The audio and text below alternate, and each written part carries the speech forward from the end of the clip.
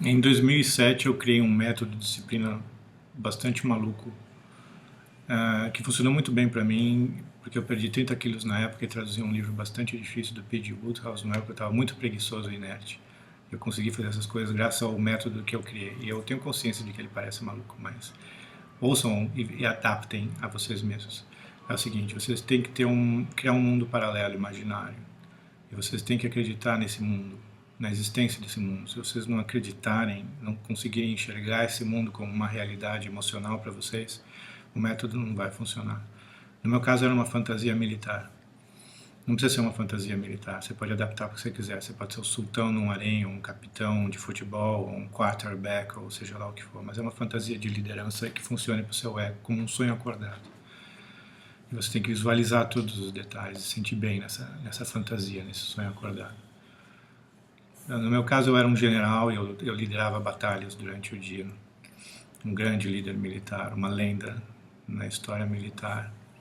E eu tinha um pequeno regimento de pessoas. Eu pesquisei vários generais históricos famosos e eles eram os meus soldados rasos. Então o que acontece é, toda noite eu escrevia nesse caderninho aqui as ordens do dia seguinte. Eu até desenhei a disposição em que cada soldado dormia no quarto. Era uma fantasia bem elaborada. Isso aqui é um exemplo de ordens. Eu começava com um sinal do regimento, que era um cachorro, símbolo da lealdade. Depois 3 ou 4 ordens por dia. E era basicamente fazer exercício, fazer dieta e traduzir um livro do P.G. Wodehouse. E eu tinha que executar aquelas ordens. Eu dava as ordens no dia para os meus soldados. Faça tal coisa. E se essa ordem não fosse cumprida, é claro que eu era que fazia, né? Mas se a ordem não fosse cumprida, eu não riscava no caderninho. Todas as ordens que eu cumpria, eu riscava as ordens no caderninho. Eu só podia falhar 3 vezes numa semana. Se eu falhasse mais do que 3 vezes numa semana, eu tinha que executar um dos meus soldados, o que nunca aconteceu.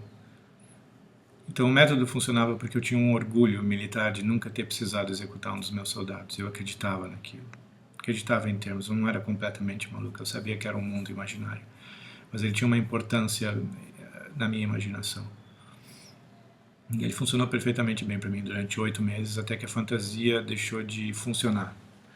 Porque é mais ou menos como se eu tivesse vivido aquela experiência. E, ok, eu tirei ela dos meus, como se diz em inglês, do meu sistema.